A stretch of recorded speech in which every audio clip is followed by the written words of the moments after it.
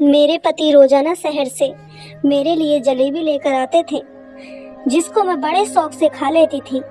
लेकिन उसके बाद मुझे होश नहीं रहता था। सुबह उठती तो कपड़े गीले रहते थे और एक दिन पति की लाई हुई जलेबी मैंने फेंक दी और सोने का बहाना करके सो गई। और फिर जो मेरे साथ मेरे पति ने किया वह सुनकर आपके रोंगटे खड़े हो जाएंगे। शादी की रात पति के कमरे में आने से पहले ही मैंने ब्लैक कलर की शॉर्ट नाइटी पहनी थी कि वह पहली ही नज़र में मुझे देखें और अपना दिल हार बैठे। वैसे मैं गांव वाली थी, लेकिन यह नाइटी मुझे मेरी बड़ी बहन ने दी थी, जिसकी शादी शहर में हुई थी। उसने ही मुझे पति को काबू करने की कई बातें बताई थी। मेरे पति मोहन कमरे में आए तो मेरा यह नाइट सूट देखकर रुक गए। उनकी नज़र में तो मैं गांव की लड़की थी। मोहन के सामने नाइटी पहनकर मुझे शर्म तो बहुत आ रही थी, लेकिन अब वह मेरे पति थे और मुझे उनका दिल जीतना था। मैंने हमेशा शादी को लेकर बहुत सपने बुने थे और आज की रात का न जाने कितनी बार सोचा था। मिलन की घड़ी जब सामने आई तो मेरा दिल बुरी तरह धड़क रहा था। मोहन मेरे करीब आए और मोहब्बत से मेरा हाथ थाम के कहने लगे कि तुम बहुत ही सुंदर हो। मोहन के ये शब्द में मुझे नई जिंदगी दे दी थी और मैं खुद को हवाओं में महसूस कर रही थी। मोहन ने अपनी जेब में हाथ डाला तो मुझे लगा कि वह मुझे मुंह दिखाई का गिफ्ट देंगे, लेकिन मोहन ने जेब से हाथ निकाला तो मैं हैरान रह गई। उनके हाथ में जलेबी का थैला था और मोहन ने खुद ही वह थैला खोला और कहने लगे कि शादी की रात सबसे पहले मैं तुम्हें अपने हाथ से मीठा खिलाऊंगा। मोहन की बात सुनकर मेरे होठों पर मुस्कुराहट आ गई। कह रहे थे कि मेरे लिए खासकर शहर से जलेबी बनवा कर लाए हैं। मोहन ने मोहब्बत भरे अंदाज से वह जलेबी मेरे मुंह में डाली तो मैंने भी खुशी खुशी खा ली। वह बहुत ही स्वादिष्ट थी। मोहन मेरी आंखों में आंखें डालकर मुझसे मोहब्बत भरी बातें करने लगे और मैं न जाने कैसे नींद में खोने लगी।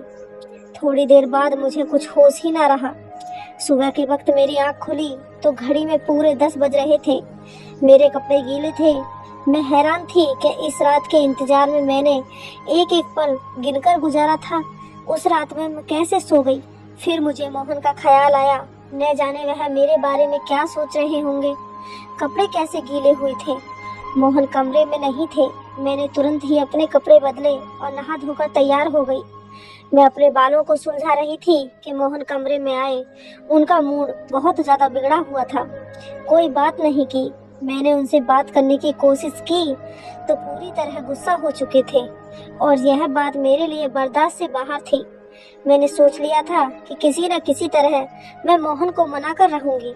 मोहन के जाने के बाद मेरी सास कमरे में आई तो मेरी आंखों में आंसू देखकर हैरानी से पूछने लगी कि क्या हुआ बहू। मैंने उन्हें बता दिया कि मैंने मोहन को नाराज कर दिया है। वो कहने लगी कि मैं अभी मोहन से बात करती हूँ, लेकिन मैंने हाथ पकड़कर अपनी सास को रोक लिया। उनसे कहा कि वह मोहन से कोई बात ना करे वरना हमसे और नाराज हो जाएंगे। मेरी बात सुनकर वह खामोश हो गई और बोली, छोटी छोटी बातों को दिल पर ना लगाया करो। कुछ दिन मोहन के साथ रहोगी तो तुम उसकी आदत को अच्छी तरह समझ जाओगी। मैं उनकी बात सुनकर खुश हो गई थी। मैं अपने माँ बाप की लाडली होने के साथ साथ अपनी सास की भी बहुत लाडली थी। हालांकि बचपन से ही ख्वाहिश थी कि मेरी शादी उनके बेटे मोहन से हो, और जैसे ही मैं 15-16 साल की हुई तो वह मुझसे मिलने के लिए आई थी और जाते जाते मेरा मुंह मीठा करवा कर चली गई। मैं बहुत खुश थी क्योंकि वह मुझसे बहुत प्यार करती थी और इसलिए मेरे माँ बाप को भी इस रिश्ते पर कोई ऐतराज नहीं था। मोहन की शहर में अच्छी नौकरी थी। वह सुबह सवेरे शहर के लिए निकल जाता और रात को ही घर लौटता।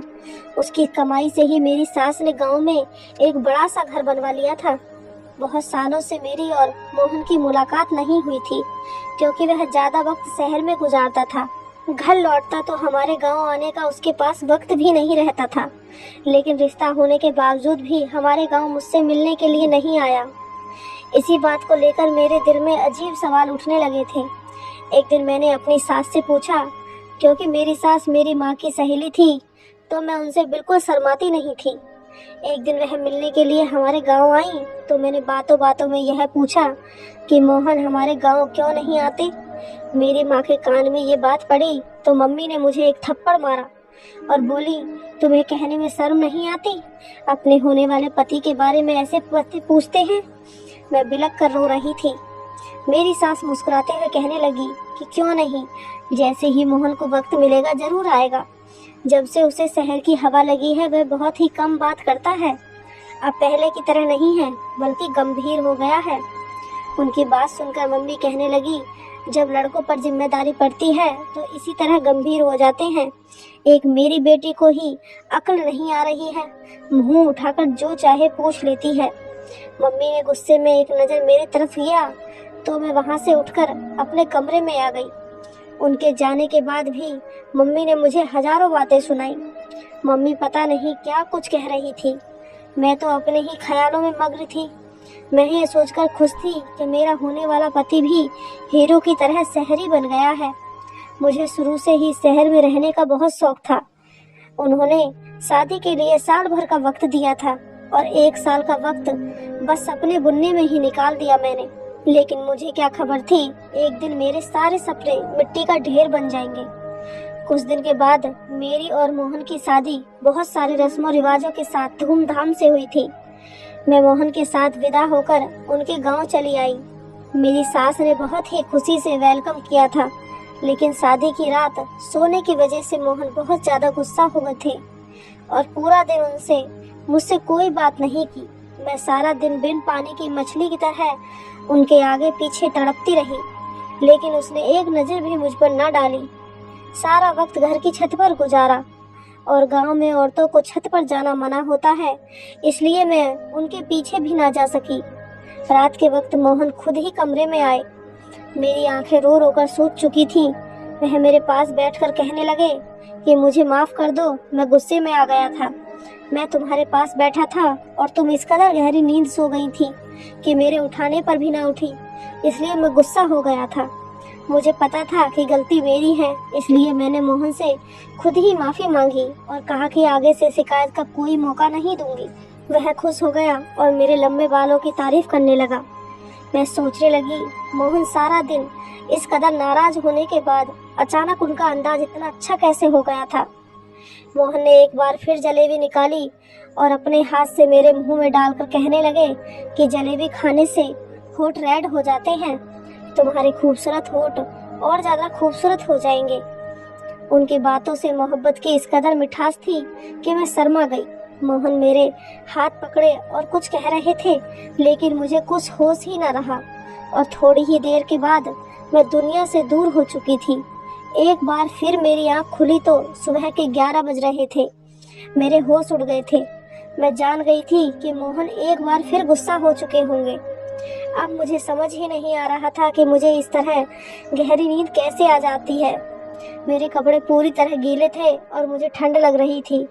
मैं जल्दी से नहाकर तैयार हो गई और कमरे से बाहर निकली तो कमरे के बाहर मेरे पति गुस्से में मेरी सास से कह रहे थे कि आपने ऐसी लड़की से मेरी शादी करा दी है जिसे सोने उठने की कोई समझ नहीं है। मैं कैसे इसके साथ सारी जिंदगी गुजार सकता हूँ। इसे ये भी मालूम नहीं कि गांव की औरतें सवेरे उठकर घर के कामकाज करती हैं। आप सुबह से उठकर घर का काम कर रही हैं और वह महारानी बनकर सो रही है। अगर ऐसा ही हाल रहा तो मैं ज्यादा दिन तक आपकी चहीती बहू को अपने घर में बर्दाश्त नहीं कर सकता।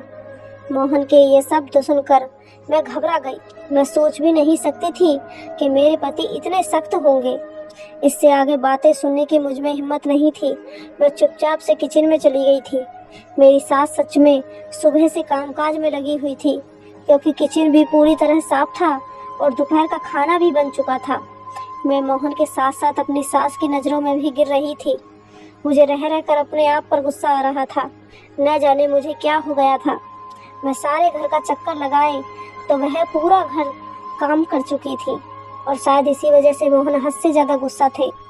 वह फिर एक बार छत पर जा चुके थे, क्योंकि उन्हें अच्छी तरह पता था कि मैं उनके पीछे छत पर नहीं जा सकूंगी। मैं सारा दिन रोती रही। वह खुशी जिसके लिए मैंने साल भर इंतजार किया था, मैं अब तक उससे दूर थी। ना ही मोहन का साथ पूरी तरह नसीब हुआ था और ना ही उनके दिल में जगह बना सकी थी। और मोहन के शब्द ने मुझे अच्छी तरह ये बात बता दी थी कि अगर मैंने कोई गलती की तो वह मुझे घर से निकाल देंगे। मेरी गांव से बार बार मम्मी का फोन आ रहा था। मम्मी कह रही थी कि 1 हफ्ते के लिए हमारे घर आकर रह जाओ। रस्म के मुताबिक शादी के बाद 1 हफ्ते के लिए बेटी अपने मायके रहने के लिए आती है। मैं बिल्कुल भी नहीं जाना चाहती थी, क्योंकि मोहन मुझसे पहले ही नाराज थे। ऐसे में अगर उनको छोड़कर मम्मी के घर चली जाती तो शायद वह कभी मुझसे बात ना करते। रात के वक्त मोहन कमरे में आ गए। मुझे हैरानी हुई, अचानक ठीक कैसे हो गए थे। मेरे पास बैठकर खुद ही पूछने लगे कि तुम्हारी मम्मी का फोन क्यों आया था। मैंने सारी बात बता दी तो कहने लगे कि अच्छी बात है, तुम चली जाओ, वरना मम्मी कहने लगेंगी कि मैंने मना किया है। कल से मेरी नौकरी भी शुरू हो रही है। मैं भी सुबह सवेरे शहर जाऊंगा तो रात को ही घर वापस लौटूंगा। तुम 1 हफ्ता वहां गुजार कर आ जाओ और मम्मी को भी अपने साथ ले जाओ। मुझे मोहन से इस तरह की दूरी का भरोसा नहीं था। मुझ में इतनी हिम्मत नहीं थी कि मैं आगे उनकी बात सुनूं, इसलिए मैं भी खुशी खुशी राजी हो गई। मोहन ने फिर जलेबी निकालकर खुद ही मेरे मुंह में डाल दी और कहने लगे, तुम इसे जल्दी जल्दी खाने के बजाय आराम से खाया करो। ये शहर का सबसे मशहूर हलवाई की है। इसे तुम्हारे होठ रेड हो जाएंगे और बहुत ही खूबसूरत लगेंगे। मैं मोहन को इस तरह के बदलते हुए देखकर बहुत परेशान थी। वह जितने सख्त थे उतने ही मोहब्बत करने वाले भी थे और उनका गुस्सा करना सही था। मेरी गलती की वजह से गुस्सा थे। मोहन कहने लगे कि मम्मी को बता कर आता हूँ कि तुमको कल तुम्हारे गांव ले जाए। मेरा इंतजार करना। मोहन की बात सुनकर मैंने मुस्कुरा दिया। मैंने सोच लिया था कि मैं किसी सूरत में आज नहीं सोऊंगी और मुझे मोहन का इंतजार करना था। गांव जाने से पहले उनके दिल में अपनी सारी दूरी को मिटाना था। मैंने जल्दी से नाइटी पहन ली। दीवार पर लगे शीशे में अपने होठों को देखकर हैरान रह गई थी। वह सच ही कहते थे कि मेरे होठ रेड हो जाएंगे। मैं बिस्तर पर आकर बैठ गई, उनका इंतजार करने लगी, लेकिन मोहन के वापस आने से पहले ही एक बार फिर मैं सो चुकी थी। सुबह 10 बजे मेरी आँख खुली तो मोहन शहर की तरफ निकल चुके थे। वह बहुत सुबह ही शहर के लिए निकल जाया करते थे, क्योंकि शहर तक जाने का रास्ता 2 घंटे का था। मुझे खुद पर रोना आ रहा था। शादी के 1 हफ्ते के बाद भी मैं मोहन के साथ कोई रिश्ता न बना सकी और मोहन की गुस्से की वजह सिर्फ और सिर्फ मैं थी। मैं ये सोच सोच कर परेशान थी कि मेरे कपड़े गीले कैसे हो जाते हैं। शायद मोहन मुझे उठाने की कोशिश करते थे। मैं कमरे में से निकली तो मम्मी भी गांव जाने के लिए तैयारी हो चुकी थी। मेरी सास मुझे देखकर कहने लगी कि मोहन तो चला गया है, अब हम दोनों को ही गांव के लिए निकल जाना चाहिए। मैं बुझे बुझे दिल से अपने मायके के लिए निकल गई। मेरा दिल तो मोहन के साथ ही शहर चला गया था। अब मुझे उनसे 1 हफ्ते के बाद ही मिलना था। मेरे घर वाले मुझे देखकर बहुत खुश हुए। मेरी छोटी बहन को खुशी का ठिकाना न रहा। सारे गांव में मेरे आने की खबर पहुंच गई थी, इसलिए औरतों का झुंड मुझे देखने के लिए आने लगा। पड़ोसन वाली मौसी की बेटी सुनीता की शादी थी। वह मेरी पक्की सहेली थी। गांव आकर मुझे उसकी शादी में घूमने का मौका मिल गया। खूब शोर शराबा हो रहा था, लेकिन फिर भी मेरे दिल में कोई खुशी नहीं थी, क्योंकि मेरा दिल तो मोहन पर अटका हुआ था। हैरानी की बात यह थी कि जब से मैं अपनी माँ के घर आई थी, मुझे बिल्कुल भी नींद नहीं आ रही थी और मोहन के कमरे में आते ही बिस्तर पर गिर जाया करती थी। यहाँ तो मैं सिर्फ करवटें बदलती रहती थी। शायद मोहन की याद मुझे सोने नहीं दे रही थी। मेहंदी की रात ही पड़ोसन मौसी की बहन का बेटा कैसब शहर से शादी में घूमने के लिए आया था। वह बचपन से ही गांव आता जाता रहता था। मुझे देखते ही मेरे पीछे पीछे घूमने लगा। मैं हैरान थी कि उसे क्या हुआ है। उसकी नज़र मुझ पर जमी हुई थी और इस बात को शायद मेरी सास ने भी महसूस किया था।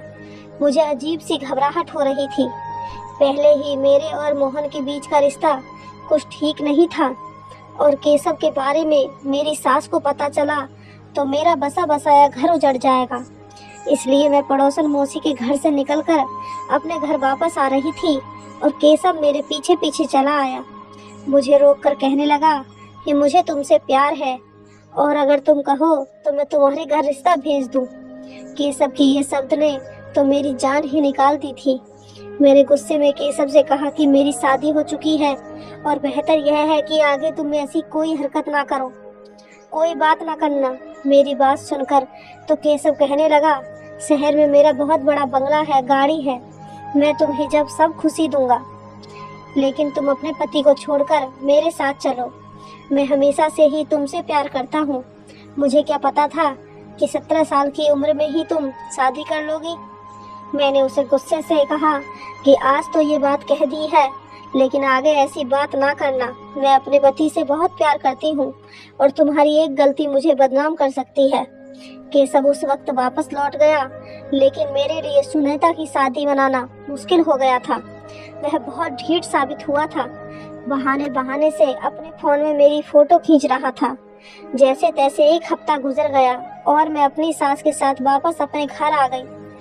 मोहन शायद आज काम से जल्दी लौट आया था। हम लोग कल दोपहर को घर पहुंचे थे और मोहन पहले से ही घर पर थे। मोहन को देखकर मैं बहुत खुश थी। अपना सामान रखने के लिए कमरे में गई तो मोहन अपनी मम्मी से मिलने के लिए उनके कमरे में चले गए।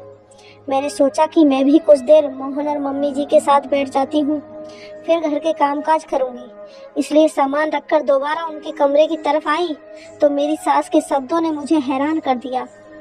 मैं सोच भी नहीं सकती थी कि मेरा घर उजाड़ने वाली कोई और नहीं बल्कि मेरी अपनी सास है। वह गुस्से में मोहन से कह रही थी कि मैंने जाते वक्त तुझे कह दिया था कि हमारे वापस आने तक डिवोर्स का कागज बनवा लेना, लेकिन तुझे कुछ होश नहीं। मैंने खुद अपनी आंखों से देखा है कि तेरी पत्नी कितनी गलत है, लेकिन तू तो आंखों में पट्टी बांध रखा है। मोहन कह रहा था कि माँ, मेरे लिए उसे छोड़ना मुमकिन नहीं है। वह मेरी पत्नी है, मैं उसे प्यार करता हूँ। उसमें 1000 गलती सही, लेकिन मैं उसे कभी जिंदगी से अलग नहीं कर सकता।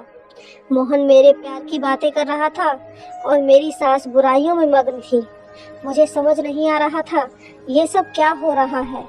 मेरी सास मुझे इतने चाव से ब्याह कर लाई थी तो मुझे डिवोर्स क्यों दिलवाना चाहती थी, और मोहन जो मुझे बहुत ही सख्त लगते थे वह कितने प्यार से बातें कर रहे थे और मेरी खातिर अपनी माँ से लड़ रहे थे। मेरा दिल पूरी तरह उलझ चुका था। रात जब मोहन कमरे में आए तो मेरा बिल्कुल भी जलेबी खाने का दिल नहीं था। मैंने जलेबी का थैला उनके हाथ से ले लिया। जबकि मम्मी उनके किसी काम से आवाज देने लगी तो वह कमरे से निकलकर चले गए। मैं चुपके से थैले को एक कोने में छुपा कर रख दिया कि मुझे नींद नहीं आएगी, और मैंने आंखें बंद कर ली थी। जब मोहन कमरे में वापस आए तो मेरी जान निकल गई। जो कुछ मैंने देखा, मुझे अपनी आंखों पर यकीन नहीं हुआ। मोहन ने जग भरकर पानी मेरे ऊपर डाल दिया था। मैं आंखें नहीं खोली। आज मैं दूध का दूध और पानी का पानी करना चाहती थी। मोहन किसी को आवाज देकर कहने लगे कि अंदर आ जाओ, यह पूरी तरह बेहोश हो चुकी है। थोड़ी देर में एक खूबसूरत लड़की मेरे कमरे में चली आई। वह मेरे बिस्तर पर मोहन के साथ बैठ गई और वह दोनों जिस तरह एक साथ थे, मेरी जान निकाल गई। इससे ज्यादा मुझ में बर्दाश्त की हिम्मत नहीं थी। ठंडे पानी से मेरा शरीर कांप रहा था। मैं उठकर बैठ गई। मुझे जागता देखकर उन दोनों की आंखें हैरत से फटी की फटी रह गईं। मैंने मोहन की तरफ घूर कर देखा। उस वक्त मैं इतना गुस्से में थी कि मुझे मोहन से डर भी नहीं लग रहा था। मैंने मोहन से कहा कि मुझे सच सच बताओ, ये लड़की कौन है? जलेबी में ऐसा क्या था जो मैं अपनी होश खो बैठती थी? तुमने ये सब क्यों किया है और मुझे इतना बड़ा धोखा क्यों दे रहे हो? मैं सवाल पर सवाल पूछती चली गई और मेरे अंदर एक तूफान उठा था। मोहन सर झुकाए कहने लगा कि यह लड़की उनकी पत्नी है और उससे शादी करके 2 दिन पहले ही गांव में आए थे। वह कभी मुझसे शादी नहीं करना चाहते थे, लेकिन उनकी मम्मी ने जबरदस्ती उनका रिश्ता मुझसे करवा दिया। पत्नी का नाम सुनकर मेरे तो पैरों तले से जमीन निकल गई।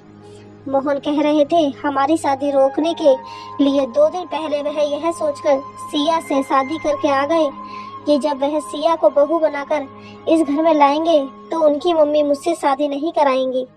लेकिन उनकी मम्मी ने उनकी एक न सुनी और उन्होंने मोहन पर दबाव डाला कि वह सिया को तलाक दे दे। मोहन सिया को छत वाले कमरे में रख दिए। क्योंकि गांव में औरतों को छत पर जाना मना था, इसलिए मोहन को यकीन था कि मैं कभी उनके पीछे छत पर नहीं जाऊंगी। मोहन जानबूझकर जलेबी में नशे की दवा मिलाते थे कि मैं सो जाऊं और हर रात मेरे ही कमरे में सिया के साथ वक्त गुजारे। सिया शादी से पहले शहर में नौकरी करती थी, इसलिए मम्मी को लगता था कि सिया इज्जतदार नहीं है और इसलिए मम्मी बार बार कहती थी कि मैं सिया को डिवोर्स दे दूं। सिया मेरा पहला प्यार है। मोहन कह रहे थे कि मम्मी ने आत्महत्या करने की धमकी दी थी, इसलिए मोहन ने मुझे अपनाया है। मोहन सिया को किसी हालत में नहीं छोड़ सकता और इस बात का मुझे भरोसा था। मोहन ने मुझे सारा सच बता दिया था, जिसे सुनकर मेरे पास कहने के लिए कुछ नहीं बचा था। मैं जान गई थी कि मेरी सास उस दिन सिया और मोहन के डिवोर्स की बात कर रही थी, जिसे सुनकर मैंने गलत मतलब निकाल लिया था। मेरी बर्बादी के पीछे सिर्फ मोहन का हाथ नहीं था, बल्कि मेरी सास का भी हाथ था, जिन्होंने यह जानते बूझते कि उनके बेटे ने अपनी पसंद से शादी कर रखी है, जबरदस्ती उसके साथ मेरी दूसरी शादी करवा दी। मैंने मोहन के साथ जिंदगी को लेकर कई सपने देखे थे।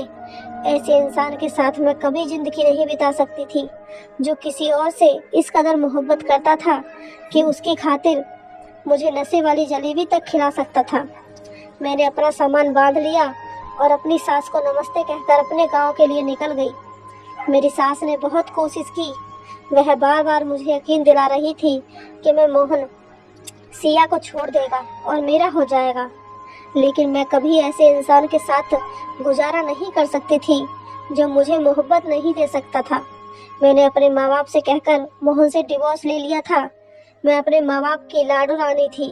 वह मुझे खुद ही ऐसी किसी आग में नहीं झोंकना चाहते थे।